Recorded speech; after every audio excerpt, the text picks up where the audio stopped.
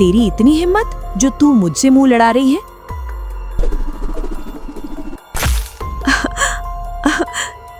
ये ढक्कन तुम्हें बहुत महंगा पड़ेगा भाभी।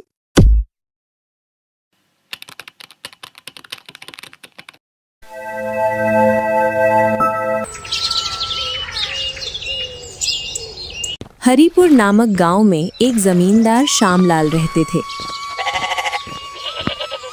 किसी जमाने में जमींदार श्यामलाल जी भी धन धान्य से संपन्न थे। पर अब क्या हुआ? अब तो इनके घर पर 2 बकरियां, एक टूटी खाट और ये झरझर सा घर है। मुझे तो ऐसा लगता है किसी ने इन्हें ये मकान दान में दिया है। अगर ये धन धान्य से संपन्न होते तो इस मकान को झरझर थोड़ी होने देते, इसकी मरम्मत करवाते। तुम्हारी बातें सही हैं। इनके पूर्वज इन्हें ये घर और कुछ संपत्ति दान में देकर गए थे, लेकिन इन्होंने उस संपत्ति का सदुपयोग नहीं किया। इसी वजह से इनका ये हाल है। नहीं तो एक समय ये राजा की जिंदगी जीते थे, राजा की। सही कहा है किसी ने, राजा से रंक बनने में ज्यादा समय नहीं लगता है। इंसान को सदा नियम से चलना चाहिए। अगर वो अपनी पटरी से थोड़ा इधर उधर हुआ तो उसकी गाड़ी पटरी से उतर जाती है। हाँ, सही बोले भैया। चलो चले यहाँ से, इधर बिहारी की पत्नी आ रही है। वो दोनों जमींदार के घर के सामने से चले जाते हैं। अरे भाग्यवान, आज दूध मिलेगा या नहीं? ये हैं श्यामलाल जी के बड़े लड़के, जिनको सुबह सुबह ही बिस्तर में बकरी का ताजा ताजा दूध पीना पसंद है। दोहरा बदन और खूब हष्ट पुष्ट। ये है जमींदार जी की बड़ी बहू और बिहारी की पत्नी।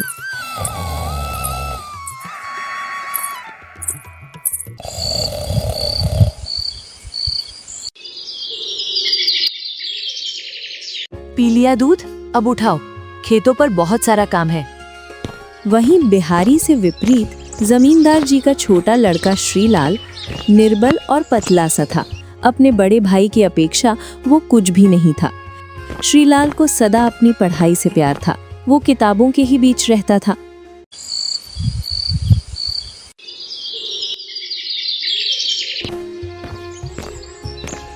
और भैया श्रीलाल, अब तो तुम्हारी पढ़ाई पूर्ण हो गई है। अब तो नौकरी के लिए तुम शहर जाओगे। हाँ भैया, क्यों नहीं। इतनी मेहनत का क्या फायदा जो उससे कुछ फल ना मिले। फिर तो तुम अंग्रेजी पढ़कर अंग्रेजी सभ्यता अपनाओगे और शहर की ही लड़की से विवाह करोगे। मैंने भले ही अंग्रेजी में बीए पास किया हो, लेकिन मुझे अंग्रेजी सभ्यता पसंद नहीं है। मुझे तो अपनी ही सभ्यता पसंद है। तुम्हारी इन्हीं बातों का तो गांव वाले सम्मान करते हैं, इसलिए गांव में तुम्हारी इतनी इज्जत है।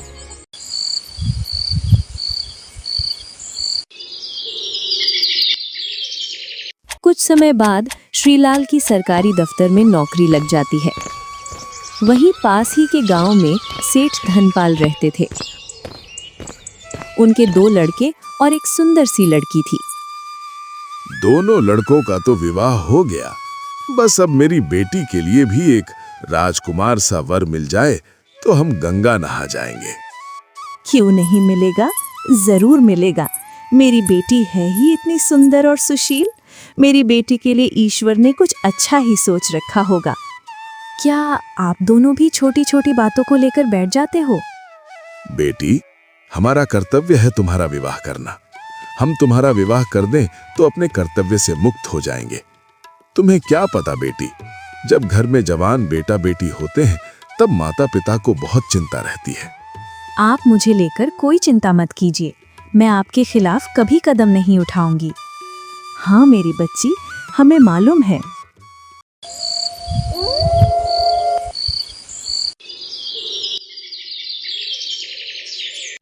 ऐसे ऐसे ही कुछ दिन गुजर जाते हैं।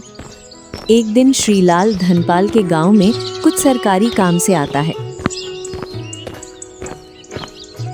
तो सेठ धनपाल पूरे दिन श्रीलाल के साथ रहता है।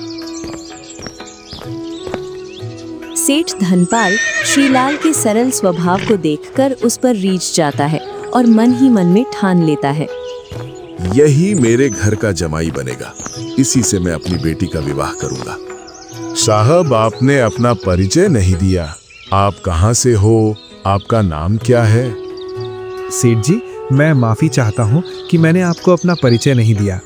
मेरा नाम श्रीलाल है और मैं हरिपुर के जमींदार जी का छोटा लड़का हूँ। मेरे मन में लालसा थी आपके बारे में जानने की, इसलिए मैंने आपसे पूछ लिया। अरे कोई ना, ये तो आपका हक है। चलिए अब मैं चलता हूँ। अरे साहब, एक बार हमें सेवा का मौका दें। घर चलिए, चाय नाश्ता करिए, इसके बाद जाना। धनपाल जिद करके श्रीलाल को अपने घर ले जाता है। बेटी, जरा साहब के लिए चाय नाश्ता बना लाना। मोहिनी थोड़ी देर बाद चाय नाश्ता ले आती है। लीजिए पिताजी, लीजिए साहब। श्रीलाल चाय नाश्ता करके वहां से चला जाता है। इधर धनपाल अपनी तैयारी में लग जाता है।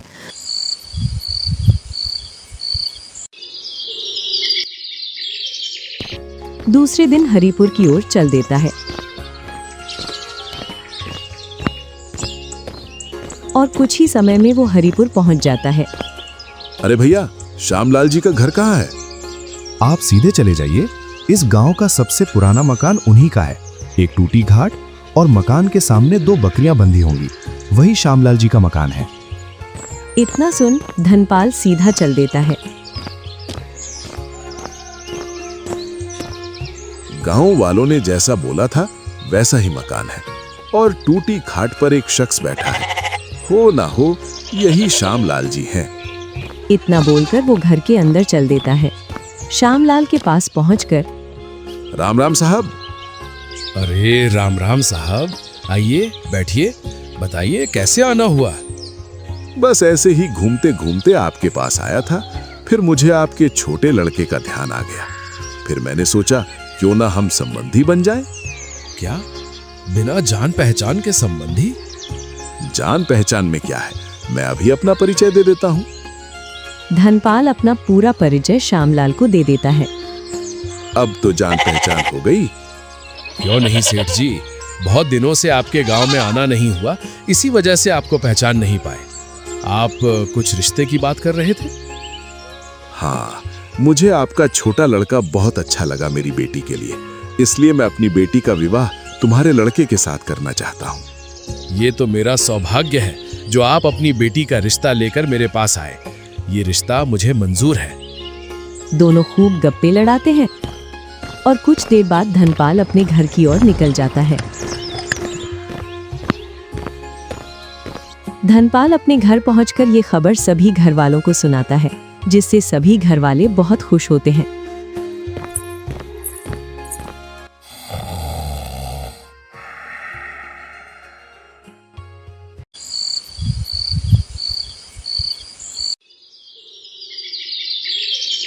और कुछ दिनों बाद श्रीलाल और मोहिनी का विवाह हो जाता है।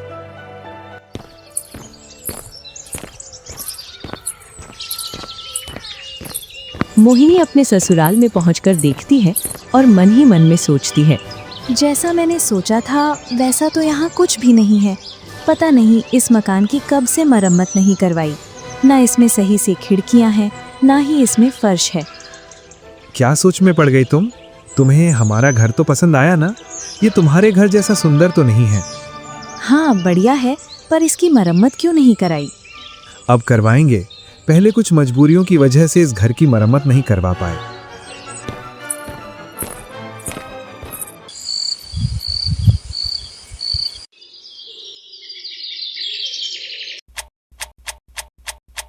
कुछ दिनों बाद श्रीलाल शहर चला जाता है और मोहिनी इस माहौल में इस प्रकार ढल जाती है कि मानो उसने कभी राजभोग देखा ही नहीं हो। एक दिन मोहिनी ने बहुत सारे पकवान बनाए। जब बड़ी बहू रसोई घर में आकर इतने सारे पकवान देखती है तो वो मोहिनी पर बहुत गुस्सा करती है। ये क्या बनाया तुमने? इतने सारे पकवान, तुझे पता है या नहीं? अभी तू घी को इन पकवानों ने खत्म कर देगी तो बाद में किससे खाना बनाएगी? पता है तू बड़े घर से है, लेकिन इस घर की स्थिति देखकर खाना बनाया कर। अगली बार से ध्यान रखूंगी। वो मुझे यहाँ की रसोई की जानकारी नहीं थी। अगली बार से इतने पकवान नहीं बनाऊंगी। बड़ी बहू रसोई घर में से चली जाती है और सभी घर वालों को उसने मोहिनी के खिलाफ भड़काने की बहुत कोशिश की, पर किसी ने मोहिनी से कुछ नहीं कहा। सभी का मुंह बंद है इसके सामने। अगर ऐसी गलती मैं कर देती तो सारे लोग घर को सिर पर उठा लेते। अभी वो नई नई है, इस वजह से उसे पता नहीं है कि इस घर में कैसे रहा जाता है। धीरे धीरे समझ जाएगी। और तुम इतना गुस्सा क्यों हो, जबकि तुम्हारा अधिकार बनता है बताने का कि घर में कैसे चीजों का उपयोग किया जाता है। क्यों नहीं गलती करे वो और समझाऊं मैं? अगर मैं कर दूं तो ऐसी गलती मुझे कौन समझाएगा?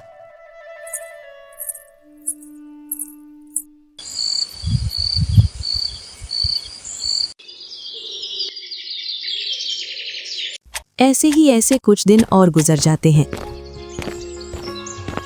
एक दिन बिहारी कुछ मांस लेकर आता है और मोहिनी से बोलता है, लो बहू, इस मांस को अच्छे से पका लो। हाँ भाई साहब, पका दूंगी। और वो उस मांस को रसोई घर में ले जाती है और उस मांस को पकाने के लिए घी देखती है। अरे घी तो कम है, इससे तो सिर्फ मांस ही पक पाएगा। थोड़ा सोच विचार करती है और वो उस घी से उस मांस को पका देती है। कुछ देर बाद सभी खाने पर बैठ जाते हैं। सभी लोग बड़े चाव से खाना खाते हैं। छोटी बहू, आज तो तुमने खाना बहुत ही स्वादिष्ट बनाया है। अगर ऐसा खाना रोज मिल जाए तो मुझे कोई पहलवानी में हरा ही नहीं सकता है। जरूर भाई साहब, ऐसा ही खाना बनाकर दिया करेंगे आपको। बहुत स्वादिष्ट खाना बनाया तुमने बेटी। धन्यवाद पिताजी। सभी लोगों ने मोहिनी के हाथ से बने मांस की खूब बड़ाई की, लेकिन बड़ी बहू को ये तारीफ हजम नहीं हुई और गुस्से में वो वहां से चली जाती है और अपने कमरे में जाकर बड़बड़ाने लगती है। मुझसे तो आज तक किसी ने बोला ही नहीं है कि तुमने भी बहुत स्वादिष्ट खाना बनाया है। इसने 2 दिन खाना बनाकर क्या दिया, सभी इसके गुलाम हो गए। मैं कितना काम करती हूँ इस घर का, परंतु आज तक किसी ने मेरी बड़ाई नहीं की। और वो सारा दिन मुंह फुलाए बैठी रही।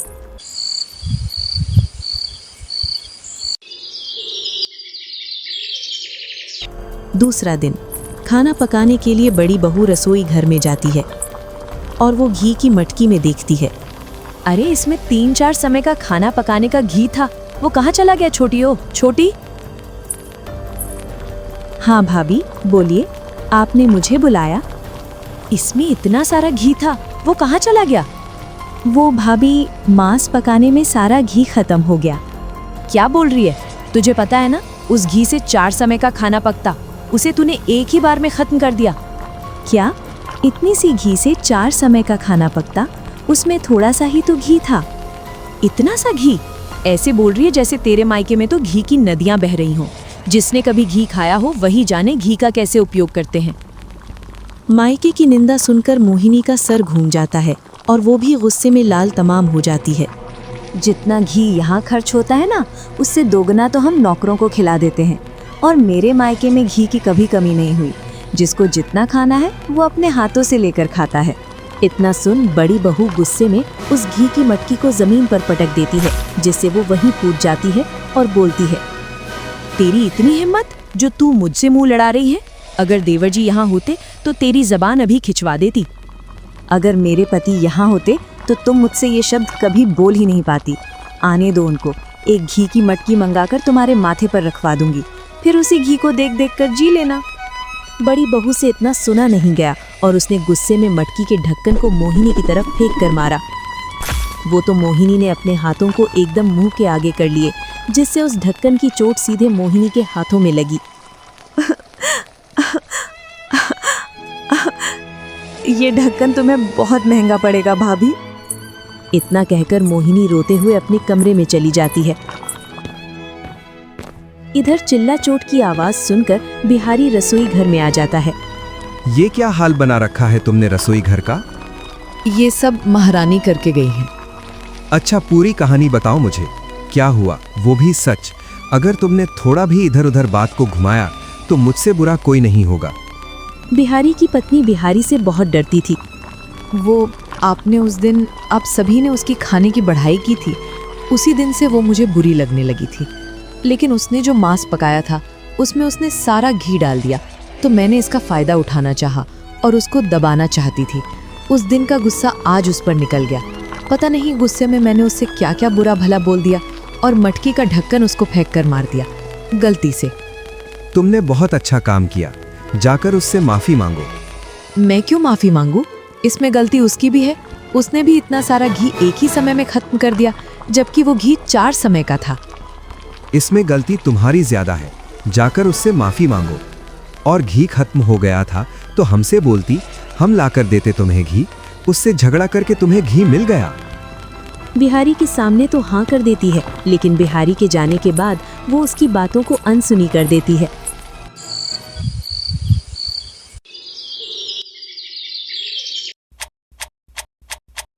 कुछ दिनों बाद श्रीलाल छुट्टियों पर घर आता है। आ गया मेरा बेटा, आ बैठ जा, आराम कर ले, सफर में थक गया होगा। हाँ पिताजी, सब कुशल मंगल है ना? हाँ बेटा, सब कुशल मंगल। इतने में बड़ी बहू पानी लेकर आ जाती है। लीजिए भैया पानी। श्रीलाल पानी पी लेता है। भैया, मोहिनी को थोड़ा समझा दीजिए कि बड़ों से कैसे बात करते हैं, और आपको तो पता ही है हमारी स्थिति का, तो उससे बोल देना चीजों का उपयोग भी सही से करे, थोड़ी बचत के साथ। हाँ भाभी, क्यों नहीं। श्रीलाल अपने कमरे की ओर चल देता है। ये तुमने अपना क्या हाल बना रखा है? सब ठीक ठाक तो है ना? इतना सुन मोहिनी की आंखों से आंसुओं का झरना बह जाता है और रोते हुए वो उस दिन की सारी घटना सुनाती है। भाभी ने तुम्हारे साथ ऐसा बर्ताव किया? देखो मेरे हाथों की ये चोट तो मैं सहन कर लेती, परंतु इन्होंने मेरे मायके के बारे में बुरा भला कहा, ये मुझसे सहन नहीं हुआ, और इस घर में अब मैं एक पल भी नहीं रुकूंगी। भाभी के इस बर्ताव पर तो मुझे भी गुस्सा आ रहा है। अभी जाकर मैं भैया पिताजी से बात करता हूँ, और आज ही हम इस घर को छोड़कर शहर चलेंगे। श्रीलाल गुस्से में अपने कमरे में से बाहर निकलता है और जमींदार जी के पास जाकर बोलता है, पिताजी, भैया, अब मैं इस घर में नहीं रहूंगा और ना ही मेरी पत्नी इस घर में रहेगी। कैसी बात कर रहा है तू? ऐसी अवस्था में तूने कईयों का घर संभाला और तू घर तोड़ने की बात कर रहा है? हाँ छोटे, तूने कईयों के घर टूटने से बचाए हैं। जब अपनी बारी आई तो तू जोड़ने की जगह तोड़ने की बात कर रहा है। भैया, बात ये नहीं है, बात है मान सम्मान की। आपके घर में अन्याय बढ़ चुका है। बड़े लोग छोटे लोगों को बर्तनों से मार रहे हैं, कल को तो जूते चप्पलों से मारोगे। जबकि तुम सभी को पता है कि मैं यहाँ नहीं हूँ। मेरी पीठ पीछे मेरी पत्नी को मारा जा रहा है। तुमने इतने दिनों में कोशिश की इस झगड़े को खत्म करने की। श्यामलाल और बिहारी श्रीलाल की बातों का जवाब न दे सके। तुम बुद्धिमान होकर स्त्रियों की बातों में आ गए। मैं मूर्ख नहीं हूँ। मैंने अपनी आंखों से चोट देखी है, और मैं उस परमात्मा के दरबार में क्या जवाब दूंगा कि मैं अपनी पत्नी का मान सम्मान नहीं बचा पाया। यही मेरे लिए किसी दंड से कम नहीं है। बेटा, परिवार में ऐसी छोटी मोटी गलतियां तो होती रहती हैं। इतनी सी छोटी बात के लिए तुम अपना घर छोड़ दोगे? पिताजी, तुम्हें छोटी सी गलती लग रही है।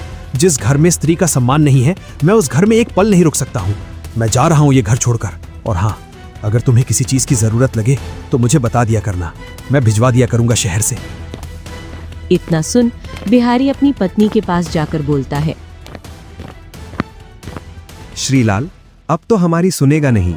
क्यों ना एक बार चलकर मोहिनी से एक बार और माफी मांगी जाए। वो दोनों मोहिनी के पास जाते हैं। हम दोनों तुझसे माफी मांगते हैं, इस परिवार को टूटने से बचा ले। मुझे मेरी करनी का जो दंड देना चाहती है वो दे दे, लेकिन इस घर को बिखरने से बचा ले। ये तो तुम्हें उसी दिन सोचना था जिस दिन तुमने मेरे मायके के बारे में बोला था। अब कुछ नहीं हो सकता। मोहिनी अपना सामान जमा रही थी और वो दोनों अपनी आंखों में आंसू लेकर बाहर निकल आते हैं।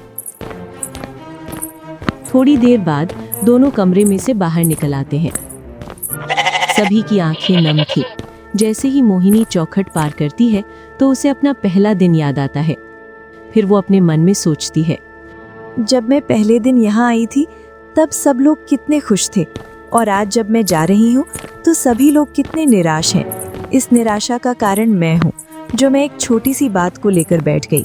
क्या इनको दुखी करके मैं खुश रह पाऊंगी? क्या यही मेरे माता पिता की परवरिश है? और चलते चलते मोहिनी वहीं रुक जाती है। तुम रुक क्यों गई? हमें देर हो रही है। शहर पहुंचते पहुंचते हमें रात हो जाएगी। छोटी, तुझे मेरी कसम, तू हमें ऐसे छोड़कर मत जा। इतना सुनकर मोहिनी दौड़कर अपनी भाभी के गले लग जाती है। नहीं भाभी, आप लोगों को छोड़कर मैं कभी नहीं जाऊंगी। ये देखकर श्रीलाल का हृदय भी पिघल जाता है। अब दोनों देवरानी जेठानी ऐसे रहने लगी मानो कि पहले इनमें कुछ हुआ ही नहीं है।